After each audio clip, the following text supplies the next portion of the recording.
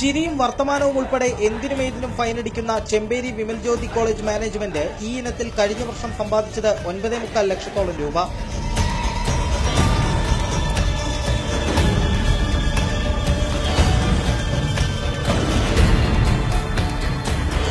ഓരോ വർഷവും ഫൈൻ കുത്തനെ ഉയർത്തുകയാണെന്ന് ഓഡിറ്റ് റിപ്പോർട്ടിൽ വ്യക്തം.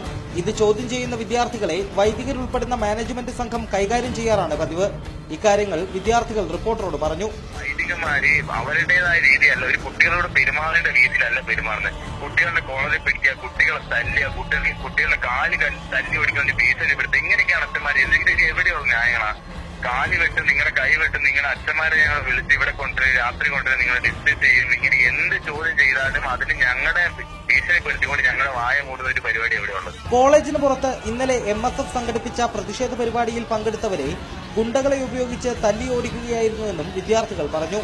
പ്രതികരിക്കുന്നവരെ നേരിടാൻ കോളേജിൽ ഗുണ്ടാ സംഘമുണ്ട്. ആത്മഹത്യയെക്കുറിച്ച് പോലും ചിന്തിക്കും വിധമുള്ള പീഡനങ്ങളാണ് കോളേജിൽ നടക്കുന്നതെന്നും വിദ്യാർത്ഥികൾ പറയുന്നു.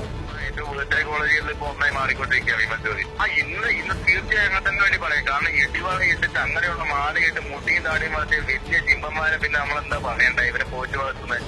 ഇന്ന് രാവിലെ അവർക്ക് ഭക്ഷണം, ഉച്ചയ്ക്ക് ഭക്ഷണം, വൈകുന്നേരം മാനസിക പീഡനമാണ്, വല്ലാണ്ട് മാനസിക പീഡനമാണ്. ഈ നിങ്ങളെ ഏത് കുട്ടികളെ വിളിച്ചു വെച്ചാലും തന്നെ പറയാം. സർക്കാരും വിദ്യാർത്ഥി സംഘടനകളും തങ്ങളുടെ പ്രശ്നങ്ങളിൽ കൂടി ഇടപെടുമെന്ന പ്രതീക്ഷയിലാണ് വിമൽ ജ്യോതി കോളേജിലെ വിദ്യാർത്ഥികൾ.